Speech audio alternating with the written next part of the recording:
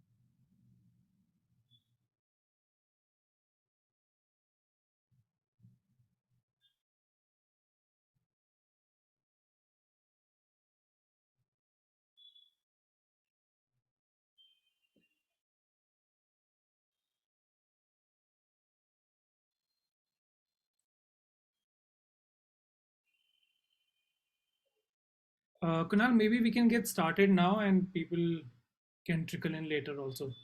Yeah, Yeah. please go for it. Take it away. Okay, great. So thank you everyone who's joined us this evening. Good evening to you all. And good morning to Vinny who has joined us from Washington for this session. Hi Vidhi, thank you for doing this. You have a very exciting career trajectory and we try to talk about your trials and tribulations in the digital space today. And a lot of our students who are attending the session, these are scholars, alums, and students who are going to join Vedika. They would love to know how you have approached your career so far and what's the work that you do currently. So we'll start this discussion now. It will be a 1 hour session. We'll focus on a Q&A with Vinny for the first 30 to 40 minutes. After that, we'll open the floor for questions from you all. So quickly to introduce Winnie, she is from our founding batch at Vedika. She joined Vedika when the program was just launching. It was the first batch. There was no track record. There was no history. So really a flag bearer of Vedika in that sense. And so she had studied economics before she joined Vedika. She studied economics from Symbiosis. She worked with Bristlecone in a data analytics role for a couple of years, after which she joined Vedika. And after Vedika, her career trajectory moved towards marketing. She worked in digital marketing with loyalty rewards. And then post that, she's worked with brands like PayPal, she's worked with Map International, and currently she's working with Google as an account manager. So Vinny, you can say hi to our audience, and if you can quickly tell us what you do currently, then we can move to some questions. Yes, absolutely. Hi, everyone. Thank you, Rahul, for the very, very kind intro. Um, and for everyone who's listening in, I'm sure I haven't met most of you. My name is Vinny Sharma, and I'm from Vedika's founding batch back in 2015 when it was the first batch, and it was a smaller group than I'm assuming it is today. But great to be here. Currently, as Rahul said, I'm working with Google in an account manager role, and what that involves essentially is helping organizations build their marketing activities through digital advertising, and this is primarily through search and video ads. So that's a little bit about my role, but yeah, I think through the course of this conversation, happy to answer any questions around the career and the space of digital and how it's evolved over the last many years. So excited to dive Okay. into it. Lovely. Let's get started. Let's dive right into this. So for my first question, you were studying economics back in Symbiosis. How were you thinking about your career back then? So we get a lot of freshers who join Vedika and they're figuring out what they want to do with their lives. How were you thinking about your career back then? I think a lot like any other fresher, just after graduation, there's so much confusion, so many mixed thoughts about what a field looks like. So at least in my case, I went ahead with a campus placement, which came my way in 2013, soon after graduating. And this was a job with a very small supply chain consulting firm called Bristlecone. And the role was more on the team that managed BI, SAP BI, enterprise softwares, and data analytics. So the I was there for about 2 years, and that was when I had thoughts of, probably in my first year, I would say I had thoughts of wanting to study further at some point, sooner or later. I knew that I wanted to like build my skills and go back to academics, go back to learning in one way or the other. So that's when I was starting to think of doing a master's program. And again, primarily like anybody who's new in their career, first your thoughts are more around building your skills, building your knowledge around marketing and business. More business and marketing specific skills was what I was leaning towards. So that's how it started. Okay. And how were you thinking about choosing the right B school for yourself? And where did Vedika come into the scheme of things? Sure. So I was really thinking of like essentially applying to a lot of different schools and figuring out what made the most sense based on a combination of location plus um, something that offered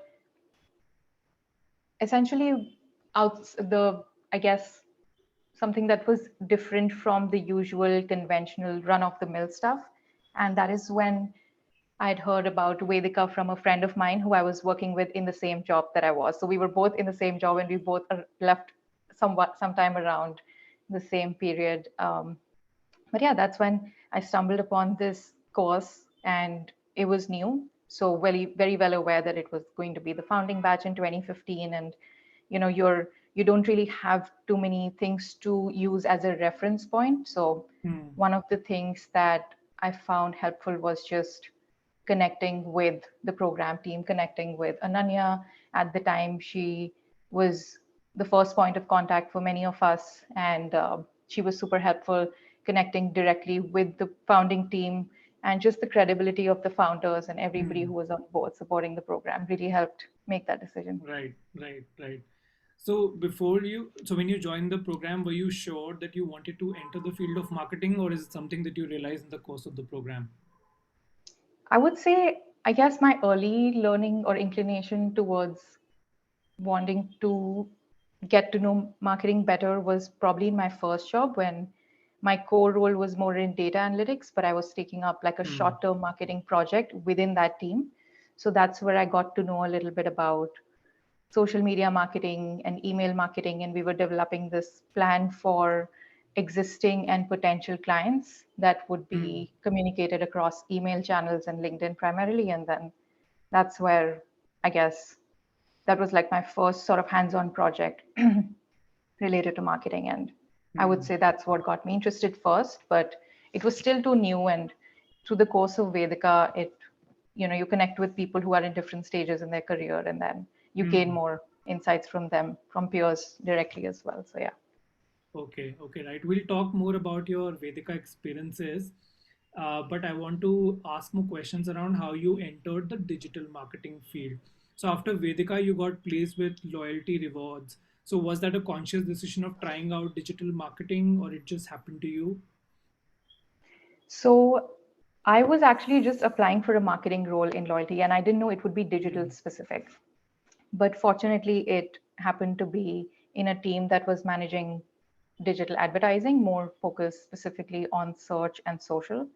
And I happened to have somebody who was I was working with eventually went on to do a management role, and then that person was super helpful in like a mentorship capacity as well. And but to answer your question, I think it was more like, I want to enter the field of marketing, and then happen to have the opportunity of pursue digital marketing, be in the same team and work. It was a small team. I think it would have been around 5 to 6 people at that time. But yeah, I guess when you're learning with people who have many years ahead of you, I think that itself kind of becomes like an on-the-job learning with peers can be a great combination. Okay.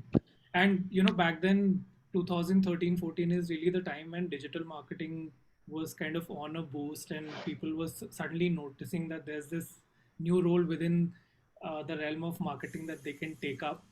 But now that you've worked in this space for some time, it is a very dynamic space. What excites you about working in this space? I guess exactly what you said, right? I think it's so dynamic and fast changing. So one is just the nature of the field is very interesting, because you're constantly learning new things. And even if I look back to the time that I started versus now, a ton of shifts have happened in the way we work. And to like give you a couple of points on how things have changed, it's like you're looking at both, be it like small or large organizations, the trend towards digital maturity and how they measure and how they reach audiences changed. On more of the performance media side, just so much has expanded. I think there's just been emergence of new platforms and channels and content marketing, etc. So that, yeah. Absolutely.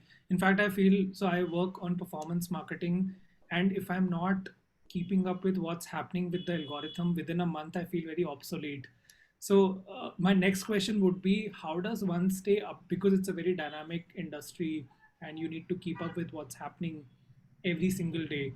So, how does one keep up in a field like this? And what do you do to kind of keep up with industry trends?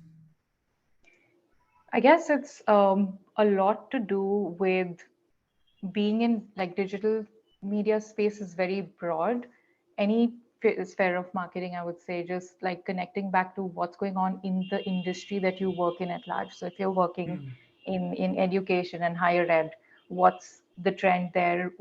How are students changing the ways they find a program, for example? So if that changes, the way you shape and structure your marketing and communication is going to follow that suit. And so I guess just starting with what the broader industry trend is versus just updates to a platform, and then sort of taking it a notch down, wherein how does that affect your digital marketing strategy? What are the pieces that you add or remove from it? What are some of the, but yeah, digital marketing, like trends wise, there's always updates, like you said, to the platform. Even if you lose touch for a few months, there's a big leap that there's like constant updates and developments to the platform that keep coming up. But yeah, I guess just keeping a tab on more of the like product specific updates can be one way to look at it, but I tend to lean more towards also just like the business overall, the industry overall, and what the trend is there.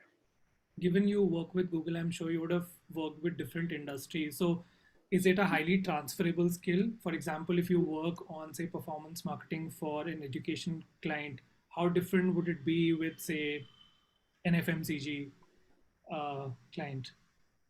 Right. So my current role is entirely in the field, in the vertical of EDU. So that includes every university in higher ed around the region that I'm based out of, and primarily like the large universities like a Penn State or a Harvard or some of your online learning platforms. But so what, I guess even within a vertical, there are ways that different schools operate differently and find students differently based on regions and based on just who their audience is not always exactly the same. So even within the same industry, I don't think all organizations structure the same way. But yeah, so my perspective would more be linked to EDU as far as the current role is concerned. Right. Okay. And for all the students who've joined us today who want to kind of understand more about how they can get into this space, what kind of skill sets and attributes do you think are important for somebody who is a digital marketer? Sure. So that's really a very important question. It's one of the things that you struggle with early on when you're stepping in marketing, because it seems like it's it's one area of work, but even within digital advertising, for anybody who's new and entering the field, I think just identifying which part of marketing would you be more interested in and where your skills really lie. Like Hmm. often a combination of what you want to do and what you're good at and have a natural knack for. So I would say uh, identifying like whether in the digital media sphere you want to be in more on the organic side and your skills lie in, for example, social media, organic emails, or SEO and website content, versus paid, which goes towards more digital display video. But I guess more on the skills, it would be a combination of like knowledge of the media platforms plus good business communication skills and analytical abilities. So Hmm. those three, I guess, would be, it would summarize. Right. Okay. And if somebody who's, say, a fresher who wants to enter this industry, what would be the different routes to do that?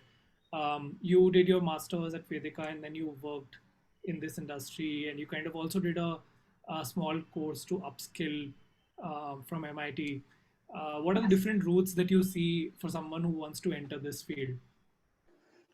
So in terms of routes, I think just when you're starting out, like you're a part of Vedika, for example, and you just pick up based on interactions with your peers and your faculty. So that's like your first point of contact, and you make the most of what you have in the course and what that has to offer. And then you want to like get a more platform specific or a skill specific knowledge, and then you can broaden it to like more, if time allows, of course, to pick up an online course. But I mean, I found that a lot of people have also just seen a lot of value in working for agencies, because that kind of opens you to multiple clients. It opens you to multiple it makes you, unlike being on the client side, I think working on agency side gets you more hands-on with certain with working on tools. Always may or may not be the case on the client side. It can work either way, but the working in an agency setup can be beneficial from that standpoint for sure. And if if time allows, work on getting started with something that's more accessible, like Hmm. helping out a small business scale up their marketing, helping out of people in your network, be it friends or family, who are looking for marketing support, and then getting started there. It's just those small things really add up, and there's no I guess this you can't discount the value of anything, no matter how small it is. Hmm. Right. That's actually a great tip. Work with an agency to learn the tricks of the trade and work on small businesses and how they can grow digitally. Can be helpful What for I've sure. also seen is a lot of people come up and ask, what are the kind of, there's so many courses on digital marketing these days. They have been for the last 4 5 years. And there's a deluge of information on digital marketing. So if someone wants to learn more, they probably cannot take up a full-time course at this point. Are there any courses, smaller courses that they can do right now? For example, some of our scholars who are studying at Vedika, but can they do some courses to really understand how this space works and just get started from somewhere? Sure. um, I guess just getting started and referencing to like one point that I was talking about earlier, when when you're starting out and you don't have clarity on what is it that you want to do, and you think that it's just one, but it's essentially a lot of different segments even within online marketing. So identifying one, which is it that you lean more towards based on your skills and interests. And I guess just after that, I know that Google has a ton of good courses that you can find.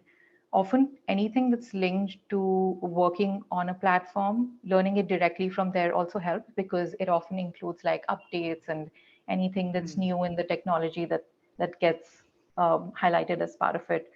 But yeah, I know Udemy has courses specific to advertising, although I don't know if it does outside of like the non-ad space. But yeah, I would lean more on if you're learning to work on a tool, and then if that specific tool has a certification to offer, starting with that first. It's like the best sort of source of learning and includes best practices and the best application Yeah. of that knowledge as well. So Yeah, again, great advice. If you want to learn Google AdWords, go to Google. They have free certification courses where you can learn AdWords. Similarly for Facebook, sure.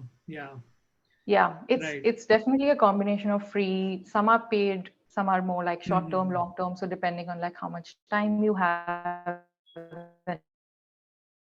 if that you can make that several months of time commitment versus a couple of hours a week, that would be something you'd be best to decide Mm-hmm. yourself. But there's definitely value in learning directly from the platform itself. Right, right. Okay. And after you worked in loyalty rewards, you took up a role at PayPal. How was that move? PayPal, again, like a global company, you worked in a marketing role. What was that transition like for you?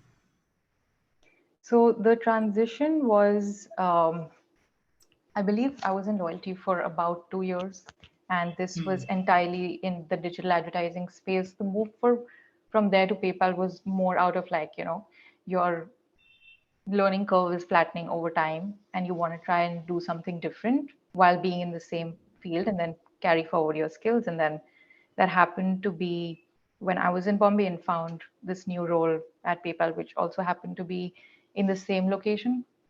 So things worked out, but the role at PayPal was different in the sense of it involved working more with agencies versus Hmm. being and doing it yourself, like executing a plan yourself. It involved more of like coordinating with different stakeholders, both internal, external. And then Hmm. because it's a global organization, it also involved global teams. So it was just, I would say, the biggest shift was that it was just the more number of people that you're working with as opposed to, a team of 6 people, like I said earlier. It was Hmm. just more people and more stakeholders. Sometimes that can be great because you have more budgets and there's more room to try new things, but also can be limiting sometimes depending on Hmm. how many layers of approvals the smallest of things can take. So pros and cons. Right. So I have also seen digital marketing to be, it can be a very unstructured role, especially when you work with, say, an agency. Yeah. So would you say that with bigger companies, global companies, even in a role like digital marketing, things are well structured? You mean in a bigger organization versus an Right, agency? versus an agency. I haven't, to be honest, directly worked in an agency except like a few Hmm. times I've been in agency settings. Like my current Right. role, one would say it's almost working like an agency because you're working with Hmm. different clients. Yeah. But I think from the little exposure that I've had, in fact, one of my shadow experience, which was at Vedika, was in an agency. It was JWT in Gurgaon. Right. So that was like a 1 month exposure to what an agency, how it functions, and you're Hmm. like right there working with people. But it's, I would say that naturally with larger organizations, you're bound to have your processes more in shape, better structured Hmm. than an agency would, where things might, teams might be smaller and things would move a lot faster. So yeah, I would assume things would be fairly different. Hmm. Okay.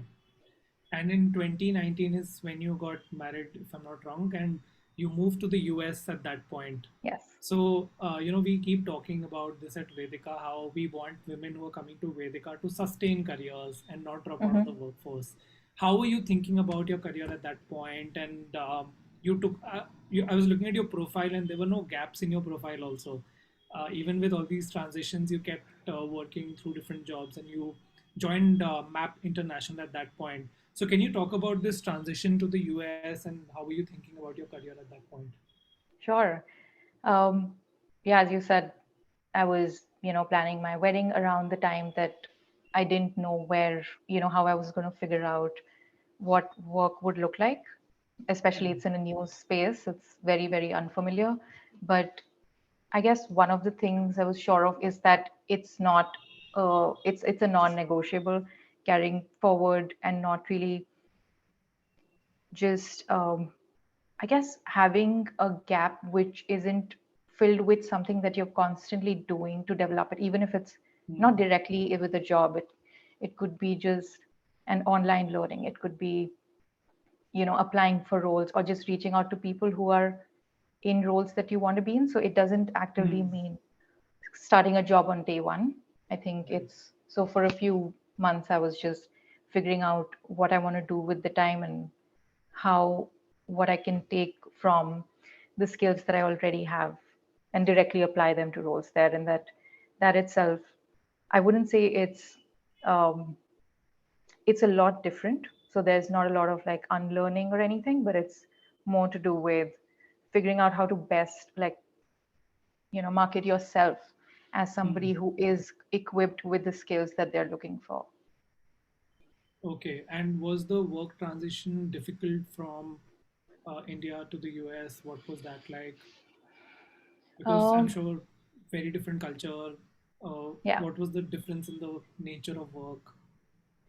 I think surprisingly there wasn't as much difference as I would have thought, and it's more so of a cultural difference and less the Hmm. um, role specific or skill specific difference. So you don't feel like you have a gap when it comes to skills, and you don't feel like there's a gap with anything that the role that's very core to the role. But yeah, I guess it's more of like a cultural difference and like the small things. Um, I would say that it's they're being in the US, it's a country which attracts people from around the world, and that's certainly an advantage. So Right. back in India, like I was saying, you're also working in global companies with presence in India. You're always working with directly or indirectly with global Hmm. stakeholders. So which is why you don't feel that much of a shift. For sure, there's like culturally being in a new region anywhere would feel different, but uh, Hmm.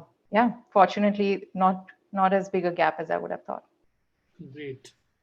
You also did a small course there from MIT, which was in digital marketing. Can you quickly talk about that? Why did you feel the need to do that, and how did that help? Yeah. Um, so this was again at a point where move from India to US was happening, and then I was figuring out what's the best use of this interim period of Hmm. figuring out how you want to apply for jobs, because that was such a non-negotiable that I wanted to just continue building on my existing skills from my last role, which was at PayPal. So just working on how to best describe your past experience, and then Hmm. based on that, I think I have, because of my first job, uh, leaning towards working with data and analytics. So a combination of marketing and working on analytics. I think it's a Hmm. good skill set to develop, especially currently, because because of the way the digital landscape is evolving. It's more towards you know less and less on manual operations and more towards machine learning and automation. The softwares and platforms have become so much faster and smarter that there's a lot less dependence and reliance on manual control, and Right. which is why I think just marketing analytics as a combination seemed very, very interesting and very relevant and very in demand as a skill set. And that's what I wanted to do. So the course had was a combination of like everything that I was looking for. It was a few months, and the period in Hmm. between while I was still looking and figuring out how to best find something of my interest. Okay, lovely.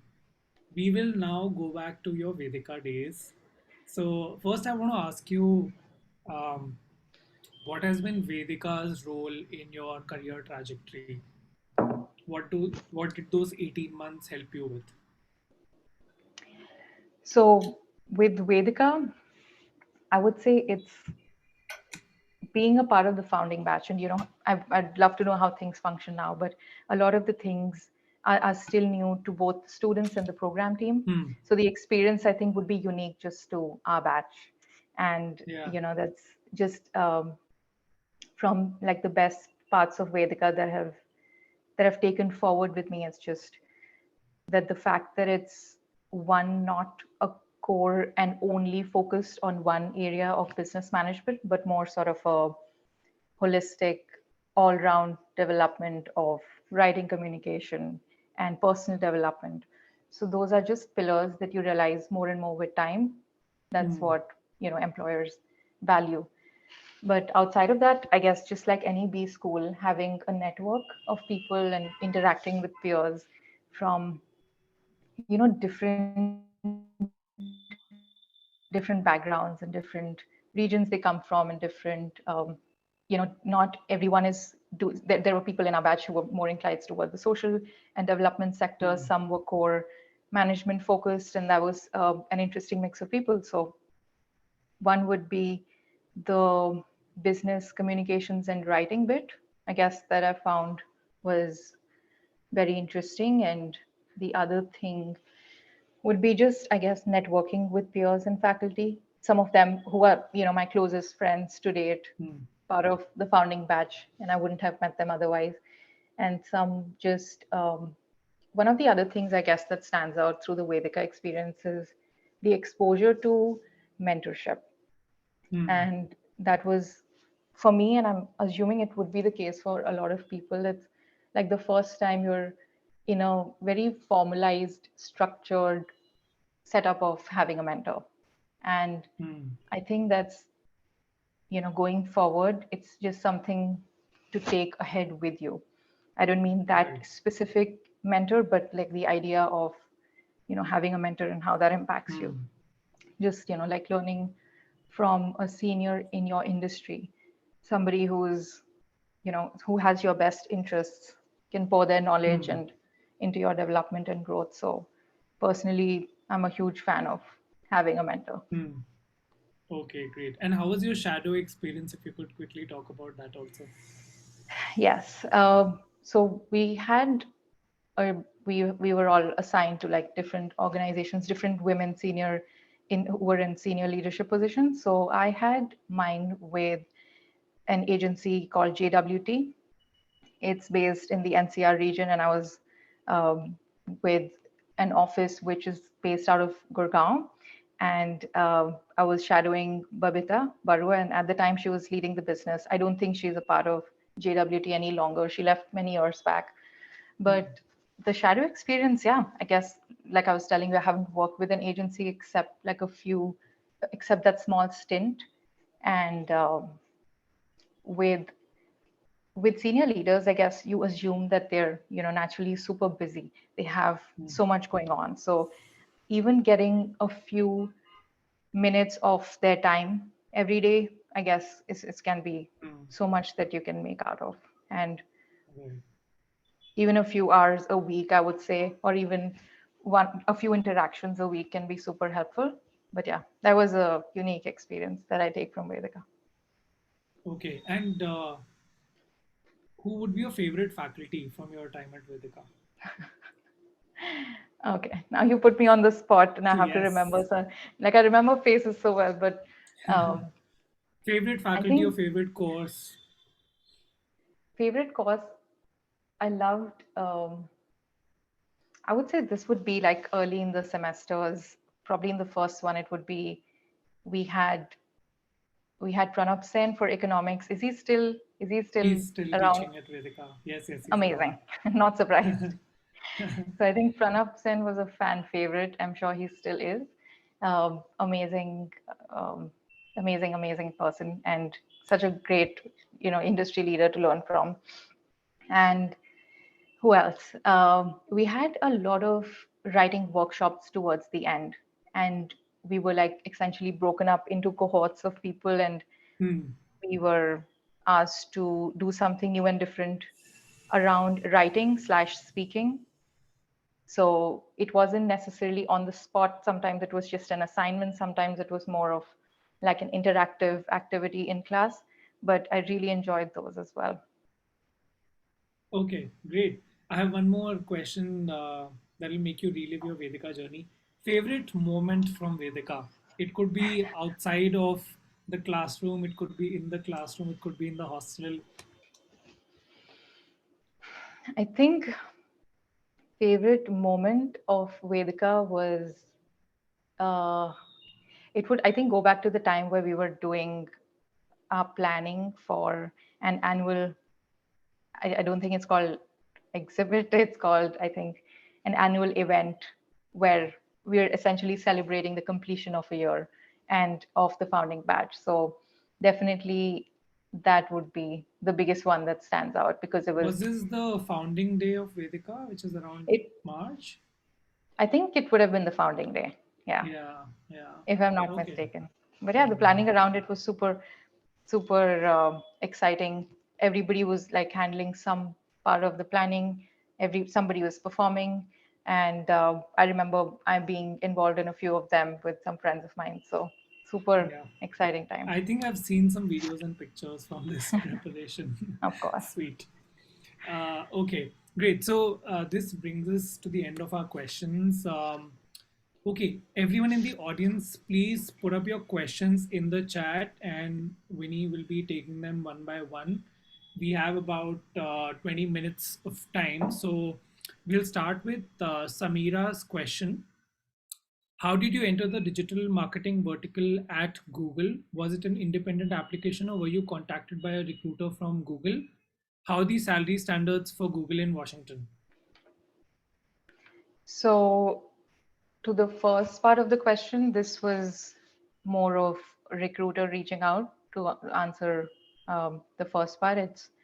I think they were actively hiring for account managers in the location I'm in with experience of at least 5 years in digital media.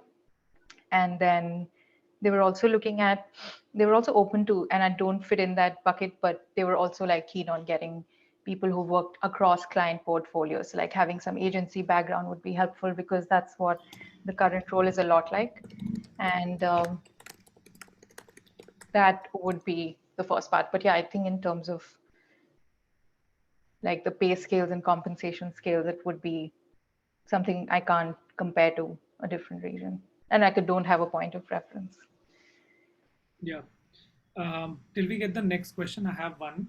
What is it like to work with Google? It's considered to be one of the best workplaces to be at. So, what does the culture at Google look like?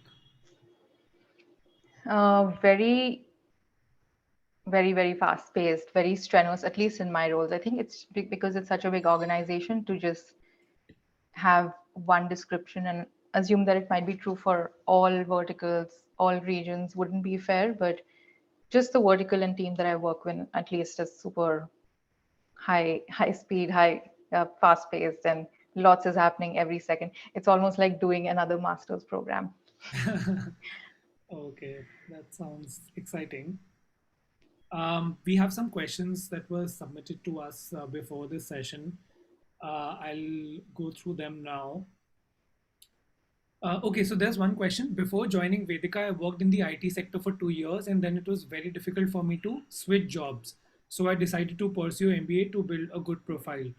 After Vedika, how did you manage to upskill your profile to get the best opportunity out there among so much competition?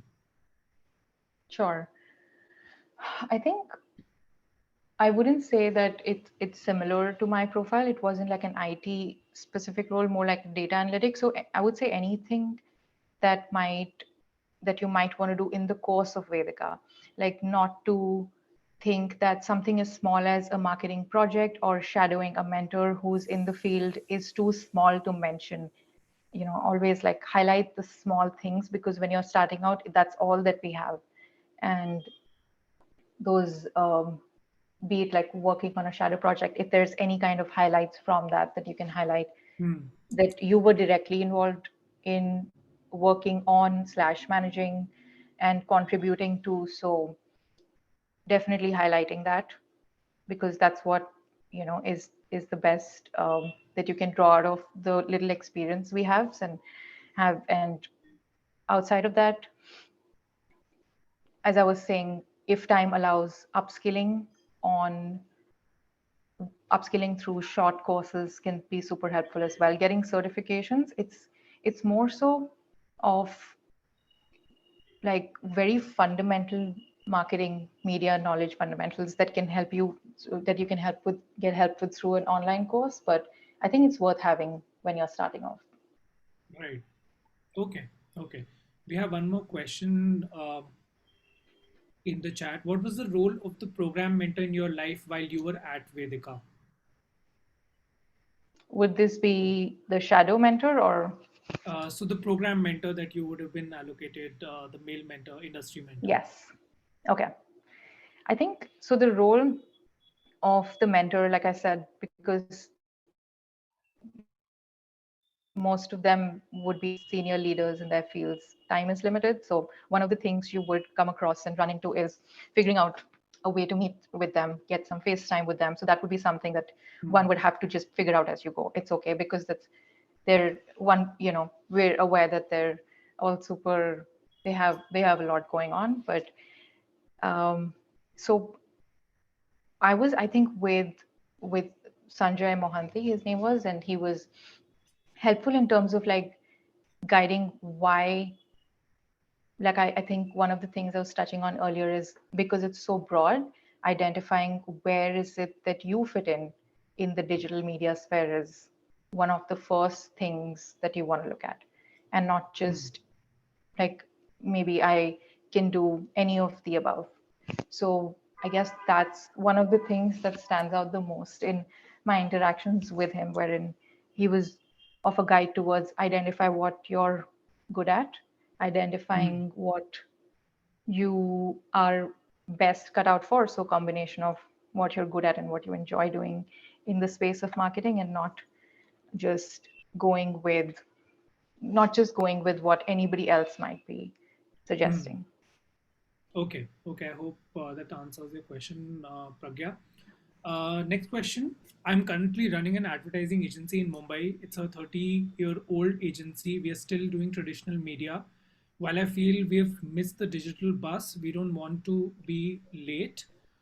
How do I go about developing digital marketing now? Should we set up a new team or partner or freelance given the competition? What is the right strategy here?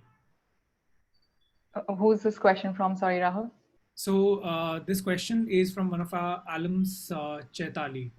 Okay. Chaitali, I'd love to like get to know a little more context before I share anything. I think just deciding on whether you should outsource or have somebody internally, often those decisions are driven by what are the budgets that you're looking at, and what's the impact of having a team in-house. Sometimes that can be more intense, both financially and also in terms of like finding the right resource. So if you want, I can just take your question offline and reach out. Yeah, we can do that. Once I Chaitali, have you more can context. connect with Yes. Vinny. Yes, yes. Chetna is asking how Vedika helped you in your career. We kind of covered that in the session.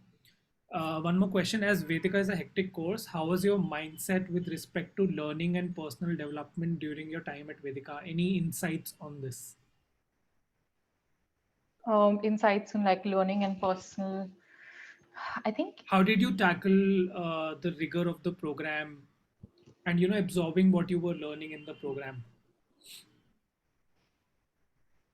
I would say it's so, with at least assuming that my reference is the time that I was in Vedika, and I guess a lot of us were often involved in projects which were like in groups. So those would be the best ways to like more sort of core business project specific learning was like the best in those among group projects with peers. I think outside of that, if you're talking about personal development like outside of the course, if you were able to make time for that, if that's what if I'm understanding it correctly, then much of it, I guess, I would say, at least for me personally, was with the peers, with the course itself. I think there was just an abundance of resources for one was resources, and also I think access. One of the good things I guess you can would be able to tell about Vedika is just that you can reach out to the program team and everybody is more accessible than it might be the case in a different college. So reaching out to different people and just asking them the best course of action or what they recommend. We recently had an alumni reunion where a lot of alums came back and said that, we now understand the value of the support program team used to give us back then, because once you enter the workforce, it's more fast paced, it's more dynamic. You don't have room to go back and reflect and take help as much. So I that's agree. a good advice. Yeah. So yes, we know you can reach out to us. We are very accessible. Okay, next question. Surbi, what would be your advice for a fresher or someone who has a 3 years of gap? What profile should they look for if their package expectation is 14 lakhs per annum? You said this is So someone somebody who who's is a new? fresher and has a Okay. 3 year of gap. So we get a lot of these questions on how to really see this gap as an advantage and not a disadvantage. A lot of people who say are prepping for some exams and they haven't really got their career started, but they have this gap on their resume. How should one approach that? Right. I guess the first way to approach it would be just looking at what you had before the gap. So what is it that you were working on? And because the gap can sometimes be a disadvantage. I think that's changing now though with employers, but it's very, very important to just revisit how you've described what you've already done before the gap, and then use your current time, if you have the time right now, to just get some of like the fundamental knowledge through, be it online courses and connecting with people directly who are in the industry as well, to get like their direct point of view, and not often like trying to do it all on your own. I guess we all lean towards doing that sometimes, wherein you're like, let me figure it out on my own, I'm just going to reach out to 10 people. But yeah, just reaching out to 10 people can be more helpful often than trying to spending hours every day figuring out on your own. But highlight like the small things that you can from the time before, and then anything that you did which was constructive to a role that you want to take up, and fit, that might be of help. But yeah, reaching out to people in the industry, asking for their, going back to the point of mentorship, can be super helpful. Right. Okay. Next question. What major obstacles have you encountered in your journey and how did you overcome it? Just very similar to the last question. I think it's one, you feel like you have an obstacle when you're starting out because you don't have clarity. So the lack of clarity is a big obstacle. When my first job was in data analytics, not related to marketing, digital media at all, and then through the course of Vedika, you feel like here's my leaning, and that's what I want to do as the next thing. And so I would say that transitional phase in between is challenging for sure. Like I was saying in the last question, just figuring out how to best describe your past experience and show why that adds value, and what you're doing currently that might be adding value, to be seen as somebody who's extremely serious about like X role or X field or X industry. So just there's some time and effort that goes into just figuring that out and finding that sweet spot. Okay. After obstacles, there's one question on your career highs. What's your career high so far? Career high so far. I mean, I've worked for 7 years. It's not that long a time. I hope my career high is coming up. Yeah. But I guess just based on time so far, definitely, I would say in my last job with MAP, happened to be a non-profit where I was helping them raise revenue through digital channels. And that was just a combination of what I wanted to do. It's a small team, was actually making an impact through, raising revenue through digital channels that went to a nonprofit, which was in healthcare. So it was actually having an impact at the social level. So overall felt very, very fulfilling. So that was definitely a career high. Okay, lovely. There's one interesting question. Does the job at any point start feeling easy?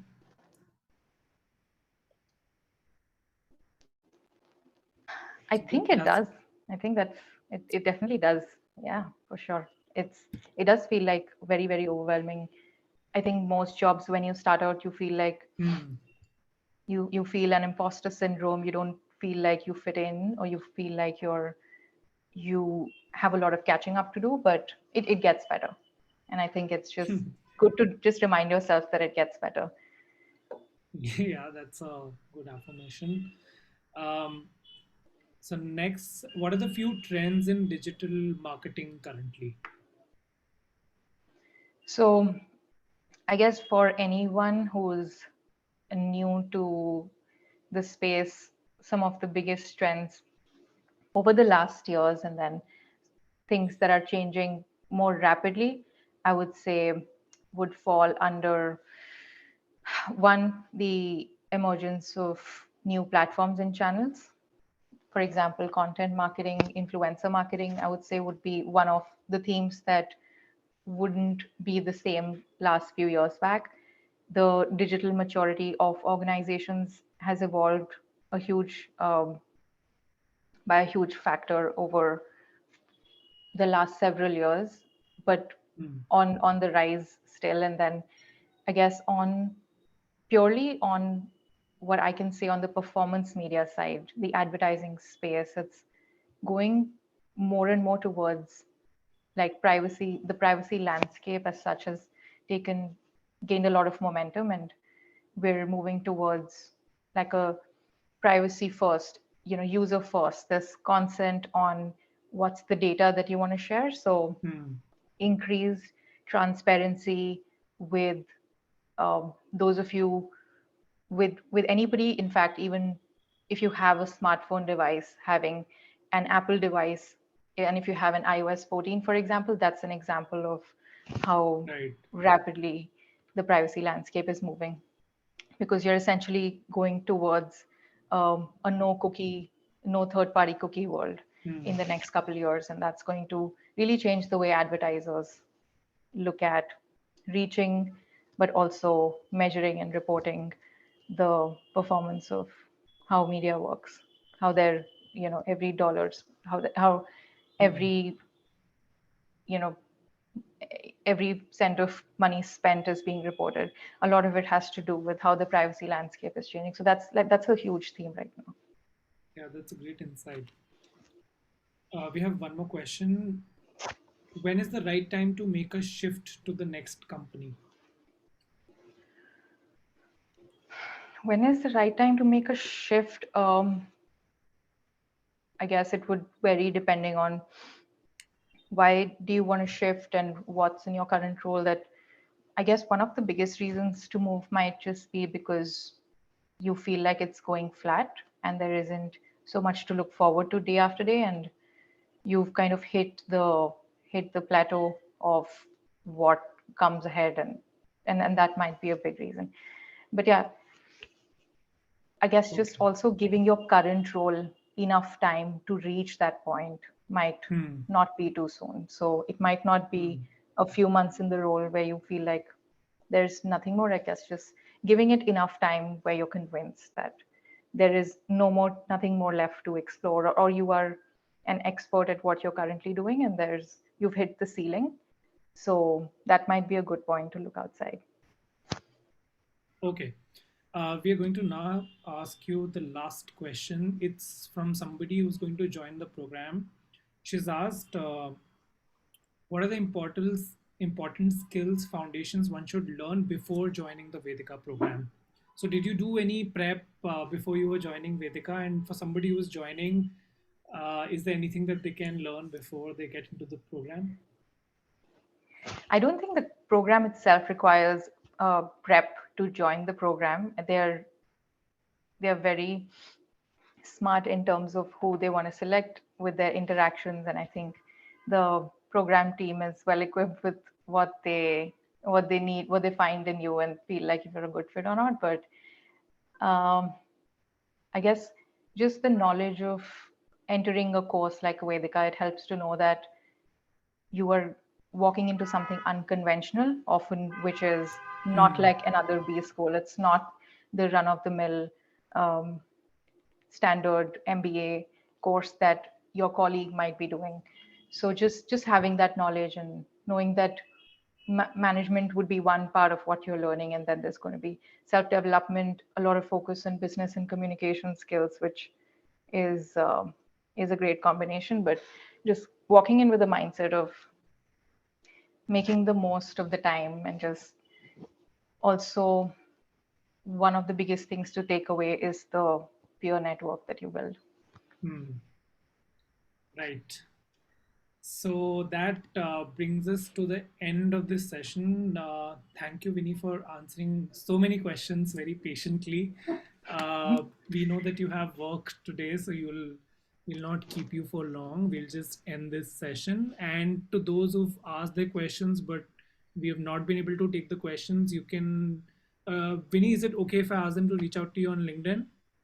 Yes, totally. I'm sure there's questions if we haven't, in case we've overlooked or haven't covered. Happy to take things offline.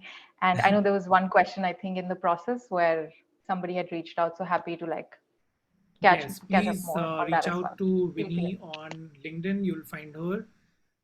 Vinny Sharma is her full name, and you can ask the questions there. In case you have any other questions for us, those who are going to join the program, you can always write to the admissions and marketing team. I'll just put our ID here.